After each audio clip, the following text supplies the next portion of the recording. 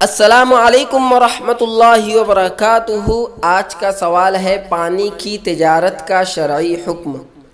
سوال ہے مفتی صاحب ایک مسئلہ دریافت کرنا ہے۔ ہمارے ایک دوست نے پوچھا ہے، وہ پانی کا پلانٹ یعنی پانی کے جار وغیرہ اس کا کاروبار کرنا چاہتے ہیں، تو پوچھنا یہ ہے کہ کیا پانی بیچ سکتے ہیں؟ تشفی بخش جواب عنایت فرمائے، عین نوازش ہوگی۔ سوال کیا ہے مولانا اشفاق صاحب نے پونے سے۔ مفتی صاحب رقم کرتے ہیں الجواب وباللہ التوفیق۔ کسی شخص کا اپنی ملکیت کے سرکاری نل، بورنگ، کنویں وغیرہ کے پانی کو بوتل یا جار یا پلاسٹک کی تھیلی وغیرہ میں بھر کر یا مشین کے ذریعے فلٹر کر کے بیچنا جائز ہے۔